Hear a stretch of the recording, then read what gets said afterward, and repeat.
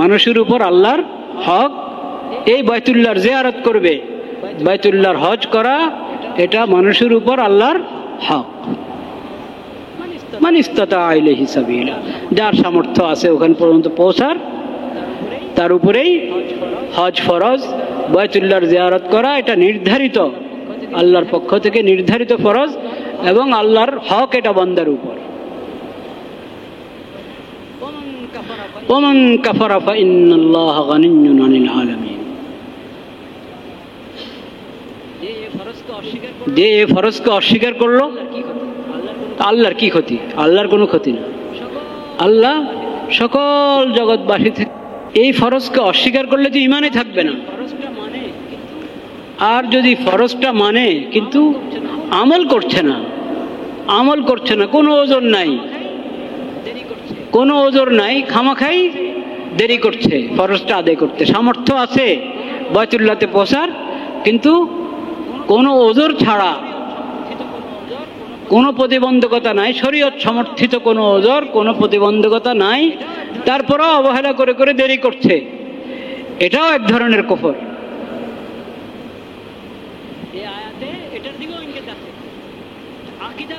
এই আয়াতে এটার দিকেও ইঙ্গিত আছে।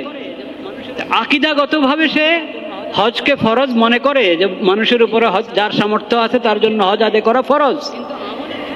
এই মাসালা, এই বিধান সে মানে, কিন্তু আমলের ক্ষেত্রে অবহেলা করছে, কোনো ওজর ছাড়া বিলম্ব করেই চলছে, অবহেলা করেই চলছে। এটাও এক প্রকারের কুফরি, এটা আমলের কুফরি, কবিরা গুনাহ। এটা কি? কবিরা গুনাহ। হজ কোনো ওজর ছাড়া বিলম্ব করা, হজ আদায় করতে কবিরা গুনাহ। এই আয়াত থেকে সাহাবায়ে কেরাম এটাই বুঝেছেন। ওমর রাদিয়াল্লাহু তাআলা আনহু বলেছেন, যার কোনো ওজর নাই তাও বিলম্ব করছে, হজ করার সামর্থ্য আছে কিন্তু বিনা কারণে দেরি করছে, এ কি ইহুদি হয়ে মারা যায় না খ্রিস্টান হয়ে মারা যায় আল্লাহ জানে। এই মর্মে একটি হাদিসও আছে এবং আয়াতে এদিকে ইঙ্গিত আছে। এই মর্মে একটি হাদিসও আছে এবং আয়াতে এদিকে ইঙ্গিত আছে যে যার সামর্থ্য আছে সে হজ আদায় করতে বিলম্ব করবে না, দ্রুত করবে। এমনি তো নবী করিম সাল্লাল্লাহু আলাইহি সাল্লাম তাকিদ করেছেন যে হজ আদায় করতে বিলম্ব করবে না। প্রথম সুযোগে হজ করো, প্রথম সুযোগে হজ করো, কারণ তুমি জানো না কোন সময় কি ওজর চলে আসে, কোন সময় কি হালাত হয়ে যায়। আজকে সামর্থ্য আছে, কালকে সামর্থ্য নেই, এমন অসুস্থ হয়ে পড়েছে এখন আর হজ করতে পারছো না। অর্থ সম্পদ শেষ হয়ে একবারই ফকির হয়ে গিয়েছ, এখন যাওয়ারই সামর্থ্য নাই, বা অন্য কোনো প্রতিবন্ধকতা দেখা দিয়েছে, হজ করা সম্ভব হয় না আল্লাহ না করে।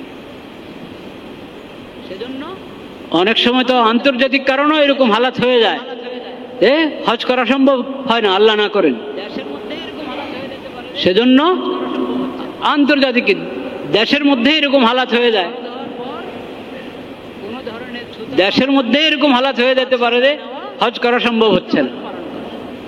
এজন্য হজ ফরজ হওয়ার পর কোনো ধরনের ছুতা বাহানা আশ্রয় না নেওয়া, দ্রুত হজ পালন করা।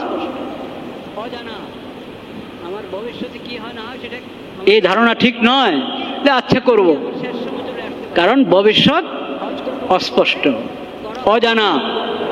আমার ভবিষ্যতে কি হয় না হয় সেটা আমার কাছে অজানা, এমনকি আমার শেষ সময় চলে আসতে পারে। হজ করব করে করা হলো না, মৃত্যুবরণ করে ফেললো, হয় কি হয় না? কি হবে এই হজের? এজন্য হজ আদায় করা ফরজ এবং যত দ্রুত পারা যায় প্রথম সুযোগে হজ আদায় করা জরুরি। হজে যেতে বিলম্ব করার ক্ষেত্রে মানুষ অনেক ওজন নিজেরা বানায়, অনেকে তো অনেক আগ্রহ, সামর্থ্য নাই, কান্নাকাটি করে, আল্লাহর কাছে দোয়া করে।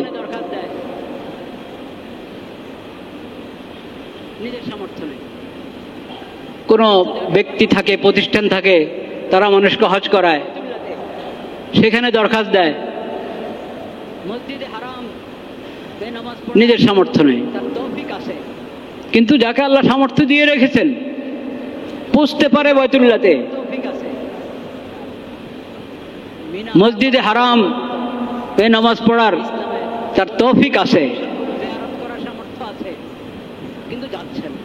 বাইতুল্লাহর তওয়াফ করার তৌফিক আছে, মিনা, আরাফা, মুজদালিফার মতো ইসলামের প্রতীকগুলো, নিদর্শনগুলো জিয়ারত করার সামর্থ্য আছে, কিন্তু যাচ্ছে না। এক হলো এরকম অবহেলা, আর এক হলো আরেকজনের সামর্থ্য নাই, সে সজদা পড়ে কাঁদছে আল্লাহর কাছে, আল্লাহ আপনার ঘর না দেখিয়ে আমাকে দুনিয়া থেকে নিয়েন না। দেখেন, পরীক্ষা, সবার জন্য পরীক্ষা। একে আল্লাহ তৌফিক দিয়েছেন, এর জন্য পরীক্ষা যে আল্লাহর ডাকে সাড়া দিচ্ছে কিনা। আরেকজনের মধ্যে আগ্রহ আছে, যাওয়ার তৌফিক নাই, তার জন্য পরীক্ষা, সে সবর করছে কিনা। তো কান্নাকাটি করে, এটা বেসবরি না, এটা আরো ভালো। আল্লাহর কাছে চাচ্ছে সে, আল্লাহ আপনি ব্যবস্থা করে দেন।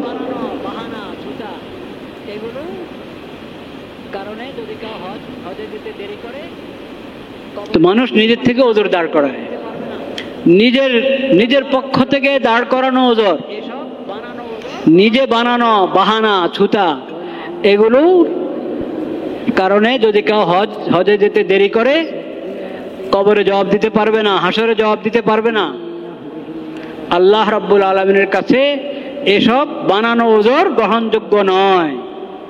ونعوذ بالله من شرور أنفسنا ومن سيئات أعمالنا من يهده الله فلا مضل له ومن يضلل فلا هادي له وأشهد أن لا إله إلا الله وحده لا شريك له وأشهد أن محمدا عبده ورسوله اللهم صل على سيدنا ومولانا محمد النبي الأمي وعلى آله وصحبه وسلم تسليما اللهم اجعل صلواتك ورحمتك وبركاتك على سيد المرسلين وإمام المتقين وخاتم النبيين محمد عبدك ورسولك إمام الخير وقائد الخير ورسول الرحمة اللهم ابعثه مقاما محمودا يغبطه به الأولون والآخرون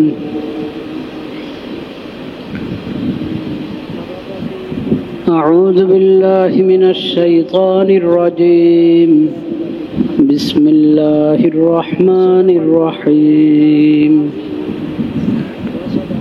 الحج أشهر معلومات فمن فرض فيهن الحج فلا رفث ولا فسوق ولا جدال في الحج صدق الله مولانا العظيم وصدق رسوله النبي الكريم ونحن على ذلك من الشاهدين والشاكرين والحمد لله رب العالمين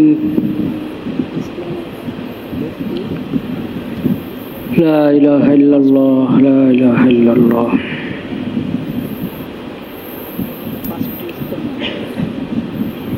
প্রসিদ্ধ হাদিস আমরা জানি সবাই, বুনিয়াল ইসলাম আলা খামস, ইসলামের ভিত্তি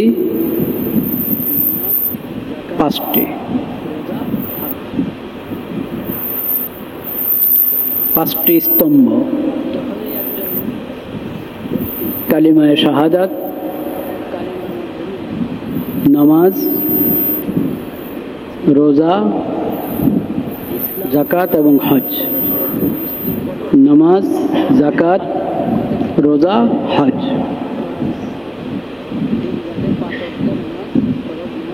যখনই একজন ব্যক্তি কালিমার মাধ্যমে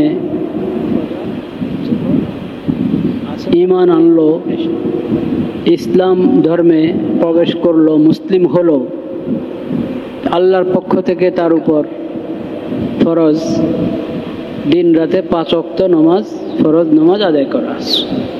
as-salawatul khams,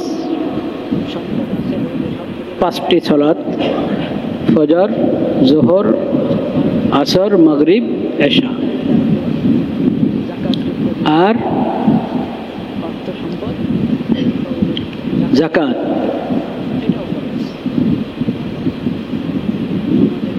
নিত্য প্রয়োজনের অতিরিক্ত যার কাছে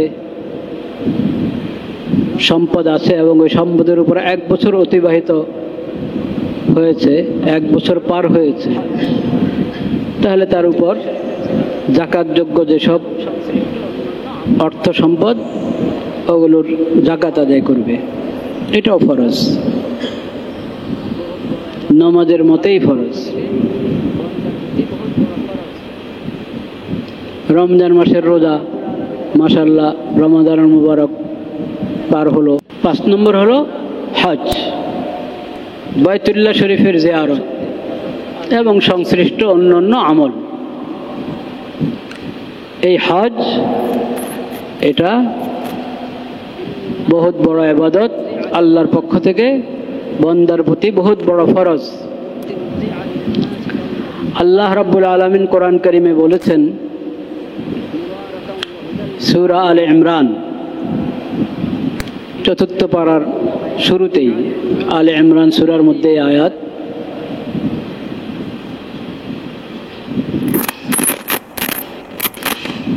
ইন্না আউওয়ালা বাইতিন উযিআ লিন-নাস লাল্লাযী বিবাক্কাতা মুবারাকান ওয়া হুদাল লিল আলামিন। ইন্না আউওয়ালা বাইতিন উযিআ লিন-নাস লাল্লাযী বিবাক্কাতা।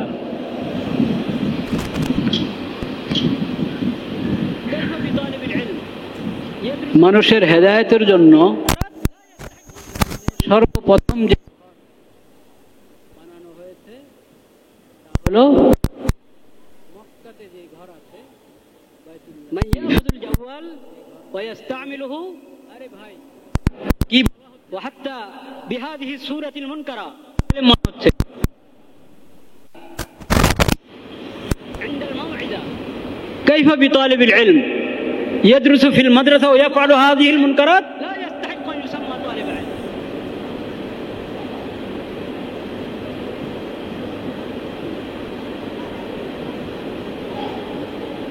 من يأخذ الجوال ويستعمله وحتى بهذه الصورة المنكرة عند الموعظة ثم هو طالب علم لا يستحق أن يسمى طالب علم.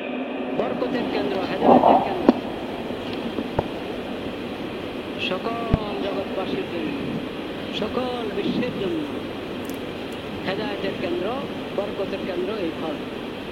আল্লাহ বলছেন এই ঘর সর্বপ্রথম বানানো হয়েছে, সর্বপ্রথম যে ঘর বানানো হয়েছে সেটা মক্কার এই ঘর। ইন্না আউওয়ালা বাইতিন উযিআ লিন-নাসি লাল্লাযী বিবাক্কাতা, প্রথম ঘর,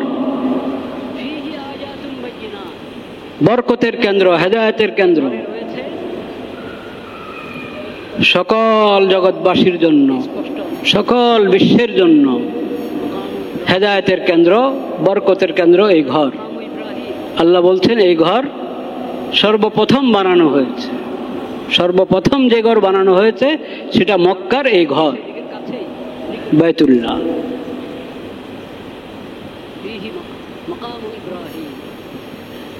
ফিহি আয়াতুম বাইয়িনাত, এই ঘরে রয়েছে আরেক নিদর্শন। স্পষ্ট অনেক নিদর্শন। মাকাম ইব্রাহিম, বড় এক নিদর্শন হলো মাকাম ইব্রাহিম, বাইতুল্লাহর পাশেই, দরজার যেদিকে সেই দিকের কাছেই, নিকটে। ফিহি মাকাম ইব্রাহিম ওমান দাখালাহু কানা আমিনা, যে ঘরে প্রবেশ করবে সে নিরাপদ, সে নিরাপদ। আরেক নিদর্শন। এর চেয়ে আরো বড় নিদর্শন হলো হজ, যে বাইতুল্লাহর সাথে যুক্ত। ওয়ালিল্লাহি আলান নাসি হিজ্জুল বাইতি মান ইসতাতা ইলাইহি সাবিলা। আল্লাহর হক কি কি বানানো ওজন, অনেক অনেক বানানো ওজন আছে। মেয়েটাকে এখনো বিয়ে দিতে পারেনি, মেয়েটাকে এখনো বিয়ে দিতে পারেনি। বিয়ে দিতে তো এখন কেমন মানুষ আমি, বাপ কেমন, সেই হিসেবে আর কি বিয়ে দেওয়ার কতদিন লাগবে বুঝতে পেরেছেন? বিয়ের নিয়ত করতে লাগে 1-2 বছর, 2-4 বছর। এরপরে খোঁজ খবর দেখাশোনা করতে করতে আরো বছর 2-1। এরপরে তারিখ করতে, তারিখের আগেরও প্রস্তুতি নিতে আরো বছর খানিক। এরকম আছে ঘটনা, আমি এমনি আন্দাজ করে বলছি না কিন্তু।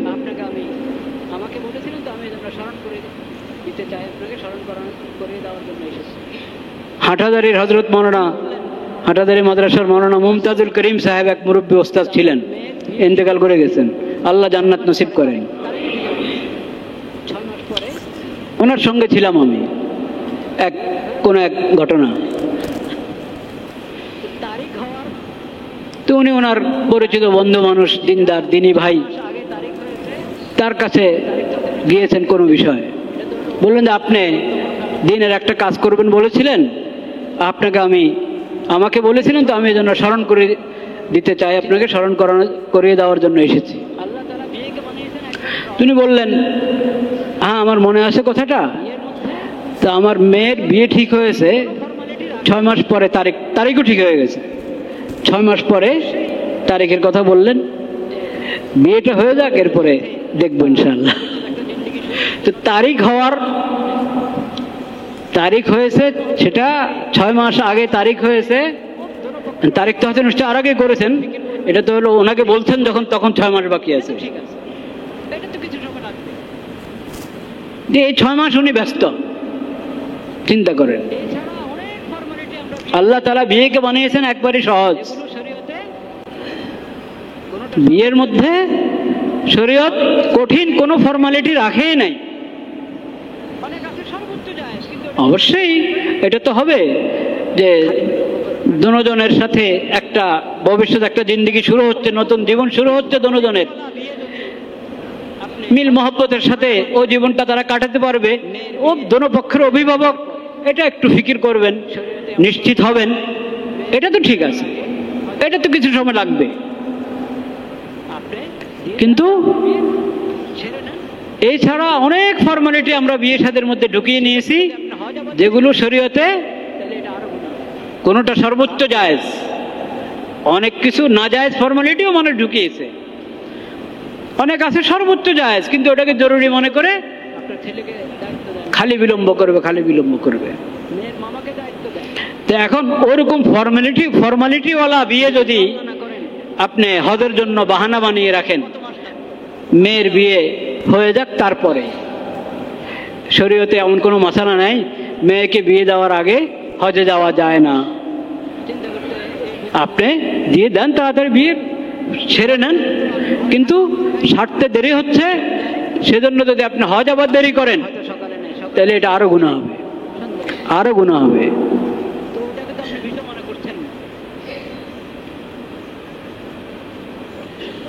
আপনি ওসিয়ত করে দেন, আপনার ছেলেকে দায়িত্ব দেন, ভাইকে দায়িত্ব দেন, মেয়ের মামাকে দায়িত্ব দেন।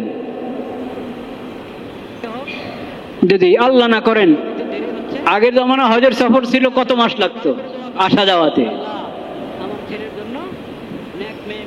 কত মাস লাগতো আসা যাওয়াতে। তখন মানুষ চিন্তা করতে এর ভিতরে যদি মরে যাই, তো মরে যাওয়া তো আমি ঘরে থাকা অবস্থায় সন্ধ্যায় আছি, হয়তো সকালে নাই, সকালে আছি হয়তো কি নাই, সন্ধ্যায় নাই। তো ওটাকে তো আপনি বিষয় মনে করছেন না। আরো দুর্বল বাহানা, আরো দুর্বল বাহানা, একটু বয়স হোক, এত তাড়াতাড়ি হজ করলে হজ ধরে রাখতে পারবো না, এত তাড়াতাড়ি হজ করলে হজ হোক, বিয়ে দিতে দেরি হচ্ছে, দেরি হোক, হজ করে আসেন, হজে গিয়ে ভালো করে দোয়া করেন, আল্লাহ আমার ছেলের জন্য নেক মেয়ে মিলিয়ে দেন, মেয়ের জন্য নেক ছেলে মিলিয়ে দেন। আমার মতো আরো যারা এরকম নিজের ছেলে বা মেয়ের বিয়ে নিয়ে পেরেশান, আল্লাহ তাদের পেরেশানি দূর করে দেন, তাদের এই দায়িত্বটা সহজে পালন করার আল্লাহ আপনি ব্যবস্থা করে দেন। ওখানে গিয়ে দোয়া করেন, আল্লাহ সহজ করে দিবেন। এটা এক বাহানা। আরো দুর্বল বাহানা, আরো দুর্বল বাহানা, একটু বয়স হোক, এত তাড়াতাড়ি হজ করলে হজ ধরে রাখতে পারবো না, এত তাড়াতাড়ি হজ করলে হজ ধরে রাখতে পারবো না, হজ ধরে রাখতে হবে, কাজে আরো পরে ইন্না লিল্লাহি ওয়া ইন্না ইলাইহি রাজিউন, ইন্না লিল্লাহি ওয়া ইন্না ইলাইহি। কি কঠিন কথা। এর মানে কি, উনি চাচ্ছেন আমি আরেকটু মুত্তাকি পরহেজগার হই, আরেকটু ধার্মিক হই, তারপর হজ করব। তো এর মানে আমি ধর্মের অনেক কাজ এরকম ছেড়ে রেখেছি, এখন না, এখন না, পরে পরে, এসব আস্তে আস্তে করব, তারপর হজ করব। তাহলে শুধু এই লোক শুধু হজকে পিছাচ্ছে না, অনেক কাজকে কি এরকম বিলম্ব করছে, পিছনের কাতারে ঠেলে দিচ্ছে। এত সহজ, এটা আরেক অন্যায়, আরেক অন্যায়। নেক কাজে দেরি করতে নাই।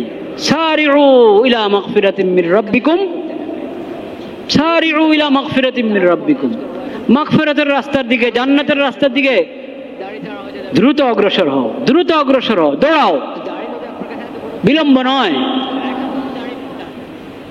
নেক কাজে দেরি করতে নেই। বিশেষ করে হজের মতো আমল বছরে একবার, জিন্দিগিতে একবার ফরজ করেছেন আল্লাহ তাআলা, সুযোগ আসে বছরে একবার। আর আল্লাহ তাআলা পুরো জিন্দিগিতে কয়বার ফরজ করেছেন? একবার। ফরজ হজ তো একবার, ফরজ হজ একবার। এত সহজ, তাও আমি এটার জন্য বাহানা খুঁজি। লা ইলাহা ইল্লাল্লাহ। নেক কাজে দেরি করতে নেই ভাইরা আমার। এই চিন্তা করা যে আরো পরে হজ করবো, এখন করলে, এখন দাড়ি রাখা শুরু করে নাই, দাড়ি ছাড়া হজে যাবে কিভাবে? তো দাড়ি যদি আপনার কাছে এত গুরুত্বপূর্ণ হয়, তো এখন কেন দাড়ি মুন্ডান? এখন কেন দাড়ি খাটো করেন? মুন্ডাবেনও না, খাটোও করবেন না। এক মুষ্টির কম যদি খাটো করেন, দাড়ি খাটো করাও গুনাহ, মুন্ডি ফেলাও গুনাহ। তো দাড়ি যখন এত গুরুত্বপূর্ণ, যে দাড়ি ছাড়া আমি মাওলার ঘর জিয়ারত করে কিভাবে, দাড়ি ছাড়া আমি নবী করিম সাল্লাল্লাহু আলাইহি সাল্লাম নবীজির কবর জিয়ারত করে কিভাবে, শরম। দাড়ি রাখবো, তারপর হজ করব। দাড়ি এত গুরুত্বপূর্ণ হলে ভাই এখন থেকে দাড়ি রাখি, দেরি না করি, এখন থেকে দাড়ি রাখি, হিম্মত করি। একটু সাহসের দরকার, একটু সাহসের দরকার। আমি মুসল্লি, সকল নবী মুসল্লি ছিলেন, দাড়িওয়ালা মুসল্লি। সকল সাহাবী মুসল্লি ছিলেন, দাড়িওয়ালা মুসল্লি। একটু সাহসের দরকার। কখনো পুরুষ চায়, স্ত্রী বাধা দেয়, কখনো স্ত্রী উদ্বুদ্ধ করে, পুরুষের মন তৈরি হয় না, প্রস্তুত হয় না। এটা হলো একটু সাহসের ব্যাপার, একটু হিম্মতের ব্যাপার। নিশ্চয় কোনো মুসলমান দাড়ির বেশভূষাকে অপছন্দ করে না, সম্ভব এটা? কোনো মুসলমান দাড়িওয়ালা ভেষ, দাড়ির বেশভূষাকে কোনো মুসলমান অপছন্দ তো করতে পারে না, কখনো করবে না, কোনো মুসলমান করে না, করে না। এটা শুধু একটা একটা দুর্বলতা। কোনো সময় কোনো কারণে অভ্যাস হয়ে গেছে দাড়িতে হাত দেওয়ার, ওটা আর ছাড়তে পারছে না। এটার জন্য হাকিম উম্মত হযরত মাওলানা আশরাফ আলী থানভী রাহমাতুল্লাহ আলাইহি বলতেন, কমপক্ষে তুমি এই কাজ করো, একা একই আয়না ধরে দেখো তোমার চেহারার দিকে, আল্লাহ এই চেহারাটা কেমন বানিয়েছিলেন, আমি কি করে রেখেছি এটাকে। নিজেকে বলো, নিজেকে বলো যে আমি অন্যায় করছি, এটা কাজটা খারাপ করছি। আল্লাহ নেক বান্দাদের সুরত অবলম্বন করা দরকার আমার।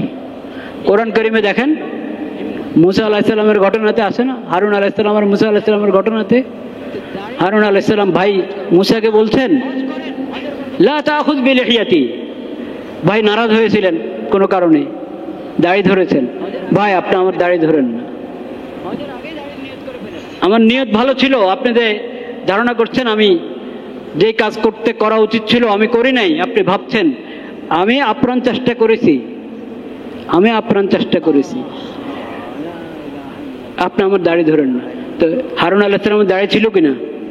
সব নবীর দাড়ি ছিল, সব নবীর দাড়ি ছিল। তো নবীদের, সাহাবীদের, ওলিদের যেই সুরত, এটা তো পছন্দ হবেই সকল মুমিনের, অবশ্যই পছন্দ, কিন্তু পেরে উঠে না। এই পেরে ওঠার জন্য হিম্মত, সাহস। যাই হোক, তো দাড়ি রাখবো তারপরে হজ করব তা না, হজ করেন, হজের বরকত আল্লাহ দাড়ি রাখায় দিবেন, হজ করেন, হজের আগেই নিয়ত করে ফেলেন, হজের আগেই দাড়ির নিয়ত করে ফেলেন, আর ধরবো না, আর খুঁট লাগাবো না। আমাদের বড় ব্যক্তি আমাদেরকে লা ইলাহা ইল্লাল্লাহ, লা ইলাহা ইল্লাল্লাহ। নবী করিম সাল্লাল্লাহু আলাইহি ওয়াসাল্লাম বলেছেন, ওয়ালাকিন আমারানি রাব্বি, ওয়ালাকিন আমারানি রাব্বি। নবী করিম সাল্লাল্লাহু আলাইহি ওয়াসাল্লামের কাছে কিন্তু আমার রব রব্বুল আলামিন আমাকে নির্দেশ দিয়েছেন দাড়ি লম্বা করতে, দাড়ি লম্বা, মোচ খাটো করতে। অমুসলিম শাসকের দূত এসেছিল, দাড়ি মুন্ডানো। নবী করিম সাল্লাল্লাহু আলাইহি ওয়াসাল্লাম চেহারার দিকে তাকাতে পারেননি, বলেছিলেন এমন কেন? সে বলল আমাদের গুরু, আমাদের বড় ব্যক্তি আমাদেরকে এই নির্দেশ দিয়েছে, এবং সে রব শব্দ ব্যবহার করেছে, আমাদের রব আমাদেরকে এরকম বলেছে যে দাড়ি মুন্ডাতে। নবী করিম সাল্লাল্লাহু আলাইহি ওয়াসাল্লাম বলেছেন, ওয়ালাকিন আমারানি রব্বি, ওয়ালাকিন আমারানি রব্বি আন উফিয়াল লিহয়া, কিন্তু আমার রব রব্বুল আলামিন আমাকে নির্দেশ দিয়েছেন দাড়ি লম্বা করতে, দাড়ি লম্বা করতে, মোচ খাটো করতে। ভাইরা আমার, তো দাড়ি রাখতে পারছি না, রাখা হচ্ছে না, এই জন্য হজ বিলম্ব করবেন না কখনো, বরং হজ সামর্থ্য হয়েছে, তৌফিক হয়েছে, হজ করে ফেলেন এবং সেখানে ভালোভাবে চেষ্টা করেন, মুজাহাদা করেন, দোয়া করেন, আল্লাহ তাআলা তৌফিক দিয়ে দেবেন দাড়ি লম্বা করার ইনশাআল্লাহ। এরকম অনেক কিছু মানুষ নিজের থেকে বানায়। আচ্ছা এই ঝামেলাটা যাক, আচ্ছা এই ঝামেলাটা যাক, ব্যবসার হালাত, ব্যবসায়ীদের ব্যবসার ওজর থাকে, ব্যবসাটা একটু একটু প্রতিষ্ঠিত হোক, একটু গুছিয়ে আনি, প্রতিষ্ঠানটা একটু কি গুছিয়ে আনি। এই গুছিয়ে আনা, গুছিয়ে আনা, এটা একদিন পর একদিন বাড়তেই থাকে, গুছিয়ে আনার কাজ শেষ হয় না, এটা শেষ হয় না। দুনিয়াতে ঝামেলা চলতেই থাকে, ঝামেলা শেষ হওয়ার পরে অমুক নেক কাজ করব, এই নিয়ত যে করবে ওর নেক কাজের তৌফিক হবে কিনা আল্লাহ জানে। নিয়ম হলো যত ঝামেলা আছে এর ভিতরেই করা, বস হজ ফরজ হয়েছে আর দেরি না, হজ ফরজ হয়েছে আর কি না দেরি না, তাহলে তৌফিক হয়ে যাবে এবং দেখা যাবে পরে ঝামেলাও শেষ। ঝামেলা শেষ করার জন্য যে হজ বিলম্ব করে, ওর ঝামেলা সহজে শেষ হয় না, ঝামেলা শেষ হয় না। হজ করবে, ঝামেলা শেষ হয়ে যাবে, এটা পরীক্ষিত। জিজ্ঞেস করেন ব্যবসায় হাজী সাহেবদেরকে, জিজ্ঞেস করেন। এখন এই বছরের তো এখনো হয়তো কিছু সুযোগ থাকতে পারে, নিয়ত করলে আপনি হয়তো বা, ঠিক আমি জানি না, কিন্তু এই বছর যদি নাও পারি, আগামী বছরের জন্য এখন থেকে ফিকির করব। এখন থেকে, আগামী বছর থেকে আমি এখন থেকে যদি ফিকির করি, ইনশাআল্লাহ আগামী হজের মধ্যে যাদের ফরজ হজ আদায় হয় না, আগামী হজে চলে যেতে পারবো ইনশাআল্লাহ। একটা কথা বলি, আল্লাহ আমাকে আমাদের সবাইকে ফায়দা পৌঁছা। ছোট্ট একটা কথা খেয়াল করে শোনার চেষ্টা করি। হজ ফরজ হওয়ার পরও যদি বিলম্ব করা হয়, এটার অর্থ কি দাঁড়ায়? এটার অর্থ কিন্তু সুন্দর না, এটার অর্থটা সুন্দর না। হজ ফরজ হওয়ার অর্থ হলো আল্লাহ আমাকে আল্লাহর ঘর জিয়ারত করার তৌফিক দিয়েছেন, এবং আল্লাহর ঘর জিয়ারত করার দাওয়াত দিয়েছেন। খেয়াল করেন কথা। আমার যদি বাইতুল্লাহ শরীফ পৌঁছার সামর্থ্য থাকে, হজ করার সামর্থ্য আছে, শক্তি আছে, সামর্থ্য আছে, এর অর্থ হলো আল্লাহ আমাকে হজ করার তৌফিক দিয়েছেন, এবং আল্লাহ তাআলা আমাকে আল্লাহর ঘর দেখে আসার জন্য দাওয়াত দিয়েছেন। আল্লাহ বলছেন, বান্দা তুমি আমার ঘরটা দেখে যাও, আল্লাহ বলছেন। এই যে আমরা হজ শুরু করি কি দিয়ে? নিয়ত, এহরাম করে লাব্বাইকে পড়ি না? লাব্বাইক মানে কি? আল্লাহ আমি হাজির। এর মানে কি? আল্লাহ ডাকছেন বান্দাকে, বান্দা তুমি আমার ঘরটা দেখে দাও, আসো। তা আমি বলছি লাব্বাইক আল্লাহুম্মা লাব্বাইক, আল্লাহ আমি হাজির, আল্লাহ আমি হাজির। এখন আমি যদি বিলম্ব করি, বিভিন্ন তাল বাহানা ওদের দাঁড় করিয়ে দেরি করতে থাকি, এর অর্থ কি? আল্লাহ বলছেন বান্দা একটু ঘরটা দেখে দাও, আসো। আমি বলছি আল্লাহ সরি, আমার সময় নেই। এটা হয় কিনা অর্থ? মানে এরকম ভাবটা এরকম দেখা দেয় না? ভাবটা এরকম দেখা দেয়। তাহলে কেন আমি আল্লাহর ডাকে সাড়া দিতে, লাব্বাইক বলতে কেন দেরি করছি? লাব্বাইকের মধ্যেই তো, এই তালবিয়ার মধ্যেই তো এমন একটা কাশিস, এমন একটা টান যে বন্দার সুযোগ পাওয়ার পর বসে থাকবে, এটা হতে পারে না।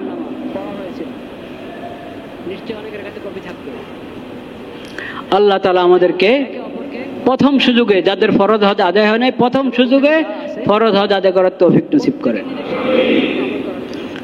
যাদের সামর্থ্য নাই, শক্তি নাই, আল্লাহ তাআলা তাদেরকে তৌফিক দান করেন।